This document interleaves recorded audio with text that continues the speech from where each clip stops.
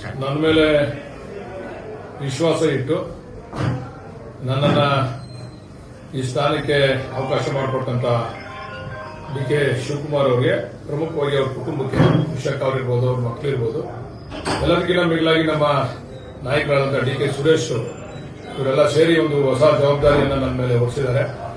ಈ ಒಂದು ಜವಾಬ್ದಾರಿ ಜೊತೆಗೆ ಹೈಕಮಾಂಡ್ ಕೂಡ ನನ್ನ ಮೇಲೆ ವಿಶ್ವಾಸ ಇಟ್ಟು ಈ ಜವಾಬ್ದಾರಿಯನ್ನು ಹಳೆ ಮೈಸೂರು ಭಾಗದಲ್ಲಿ ಒಂದು ಜವಾಬ್ದಾರಿಯನ್ನು ಕೊಟ್ಟಿದೆ. ಅದನ್ನು ನಿಭಾಯಿಸ್ತೀನಿ. ಈ ಸಂದರ್ಭದಲ್ಲಿ ಏನ್ ಹೇಳ್ತೀನಿ ಅಂತಂದ್ರೆ, ಇದಕ್ಕೆಲ್ಲ ಪ್ರಮುಖವಾದಂತಹ ಕಾರಣಕರ್ತರು ನನ್ನ ಕ್ಷೇತ್ರದ ಜನತೆ. 5 ಬಾರಿ ನನ್ನನ್ನ ಅಧಿಕಾರ ಸಚಿವನಾಗಲಿ ಆಗದೇ ಇರಲಿ 5 ಬಾರಿ ನನ್ನನ್ನು ಗೆಲ್ಲಿಸಿದ್ರಲ್ಲ, ಇವರು ಋಣನೂ ಕೂಡ ನನ್ನ ಮೇಲಿದೆ. ಜವಾಬ್ದಾರಿ ಕೂಡ ಜಾಸ್ತಿ ಆಗಿದೆ.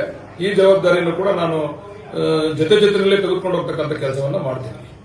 ಮತ್ತೆ ಎಲ್ಲ ಪ್ರಮುಖವಾಗಿ ನಮ್ಮ ಮಾಗಡಿ ರಂಗನಾಥ ಸ್ವಾಮಿಯ ಆಶೀರ್ವಾದ, ನಮಗೆ ಮನೆ ದೇವರ ನರಸಿಂಹಸ್ವಾಮಿ, ಕಾಲಭೈರವನ ಆಶೀರ್ವಾದದಿಂದ ನಮಗೆ ಸ್ಥಾನ ಸಿಕ್ಕಿದೆ.